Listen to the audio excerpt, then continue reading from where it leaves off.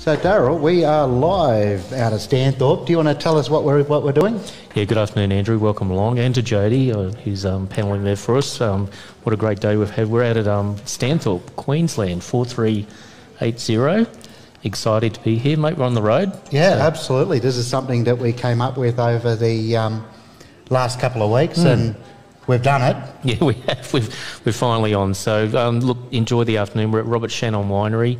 And also Paola, the Winemaker's Kitchen, live, and we're just going to bring you a bit of information about what's going on out here. There's about 9 weeks ago, the fires came through the region, and we just want to get the message out there that the region is open for business, and to come out here and share the experience of what's happening out here. Absolutely. Wine, beer, and come and spend some money, do some Christmas shopping. So, and we've been doing our weekly podcast, What's On in Toowoomba and Stanthorpe.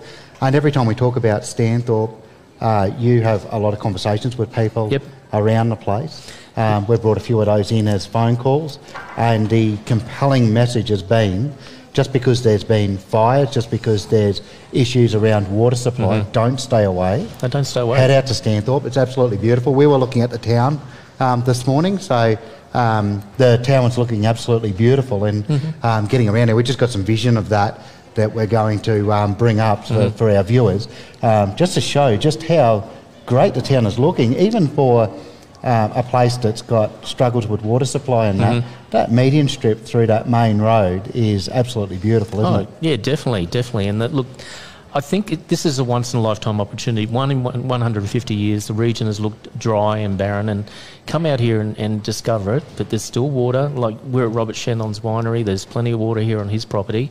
But come out and experience it, because you may not see it again in your lifetime, because it will rain. Yeah, that's right. It will rain. We've seen this before. We saw this in 2011 when the rain came through. The dams in Toowoomba were down to 30%, 20%. And the rain came and fixed all that, so got it full again. But now we're back in that situation again. Yeah. Which, we won't get into the politics of all that, but unfortunately there's no politics at all. No. So you can see that vision there of Stanthorpe there. That was today. We took a walk around the city. We also went out to the old landmark depot, and we looked at the Granite Belt Water Relief. So we've got a bit of footage here. Let's have a bit of a talk about that. People that are watching in between, they may have seen that we've got some band members here, and there's going to be some live entertainment, and they're probably wondering what that's all about. So stay with us, stay tuned, you will see that. But right now you're seeing vision of the water relief. Now, for me, this was really quite amazing to see that. I was blown away by the community coming together. Do you want to just take us through what's actually happening here? Yes, the fellow who organised that, his name is, where's my notes here, sorry, Russell. Russell, he went up to his top paddock, and he saw some people up there pulling some water out of one of his dams, and he said, what's going on? And these people said, look, we just got no water, we've got no money, and things are pretty tight. So he went back home and talked to his wife, and they decided to create the Granite Belt Water Relief. So every Wednesday at 3:30 to 5:30, and every Saturday 8:30 to 11:30. You can see there on the footage there's trucks with water there, and they pump 1,000 litres into each of those containers that are on the back of those utes, and that's stock water. There's also bottled water, and they can also pick up produce as well. They register with the charity, with the Granite Belt Water Relief, and there's that assistance every Wednesday and Saturday. And even when we were driving out, we looked to the right just before the motel, there was a ute coming out with one of those barrels. You saw that too, absolutely. Yes, and now a couple of things around that. I overheard somebody saying that there's all sorts of people that are turning up, and there are people that are turning up that have no money. They've exhausted all of their income. You've got to remember, Stanthorpe at the moment's taking a hit from all sides. So not only is there water supply issues now, while in town you may be turning the tap on, and I would know we stayed at a motel, which we're going to talk about through the show, but we stayed at a motel, Jody and I, and the showers ran, the taps ran, but there's a lot of rural properties out here where their water supplies are exhausted. They're gone. They are. There's nothing. That's right. Now they have already been bringing water in and feed. They've exhausted now all of the money that they've got. So this here is the community coming together and going, we're going to sort this out, we're going to look after our own community. It's not going to cost you anything. Turn up, you can take, it's 1,000 litres. 1,000 litres of water at a time, yeah. That's for stock and for their use on the farms. Yeah, and also then they get the bottled water and any produce that has been donated and through the charity as well. So, and I saw Rotary was there, and that was in some of the vision there. They're free barbecue for these people that are turning up. Get a sausage sizzle and all of that sort of stuff. It's really quite touching stuff. Now, Jodie, who's doing all of the vision switching today, and bear in mind, this is something that we have brought together at very short notice, so there may be some clicks and clunks and whatever along the way, but when we got in the car and we were driving away from there, she said she was a part of a conversation where a farmer had turned up and had said that he was basically heading back to the farm to shoot his cattle. That's right. He was going back. He's got, I think, Jodie, it was 2,000 head of cattle, I think he...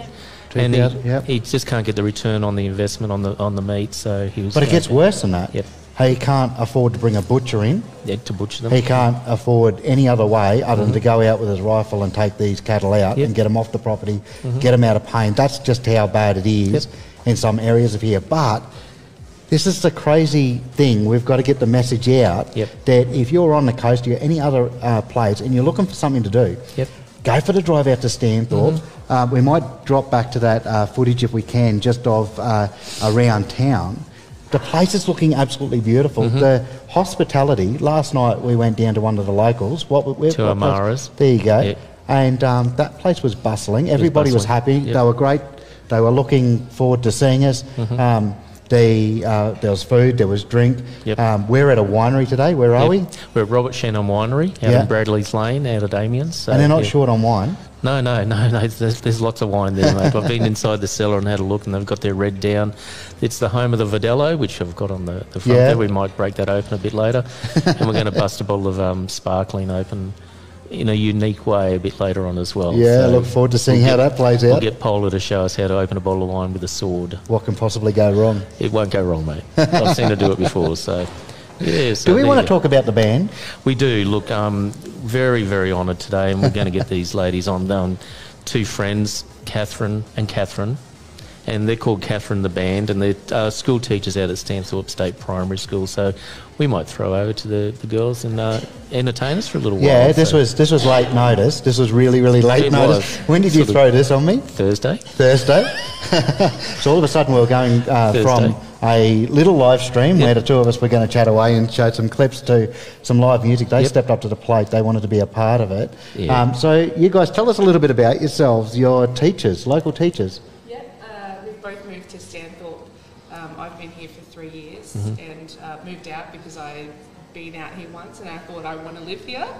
And Katie moved out last year and we just had similar interests, so we formed a little duo, and that's where it started in the beginning. So beautiful. Playing around Stanthorpe, a few other gigs in Toowoomba and Brisbane. Awesome. So what's the first thing you're going to play? Just go for a cover. We'll go for a cover. We'll do an Ed Sheeran classic, and then we'll play an original a little bit later on. Yeah, awesome. That's right. There's an original. So look, take it away, and we'll see you on the other side.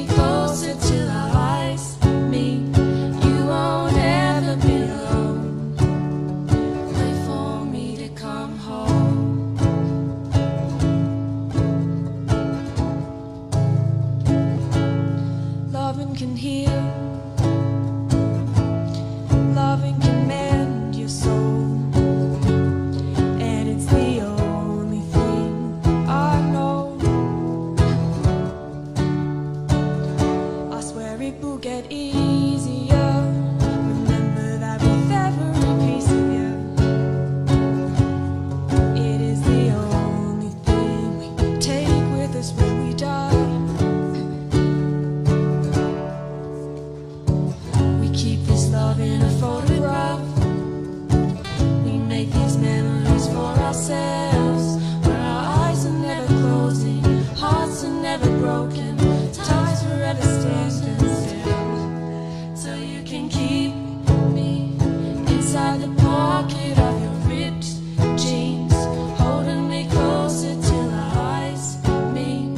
You won't ever be alone. And if you hurt me, that's okay, baby. Only words bleed inside these pages. You just hold me. I won't ever let you go. Wait for me to come home. Wait for me to come home. Wait for me to come home. Wait for me to come home. Oh, you can fit me inside the necklace you're 16, next to your heartbeat where I shouldn't be. I've been everything you're so. And if you hurt me, that's okay, baby. Only words bleed inside these pages. You just hold me. I won't ever let you go. When I'm away, I will remember how you kissed me under the lamppost back on 6th Street, hearing you whisper through the phone. Wait for me to come home.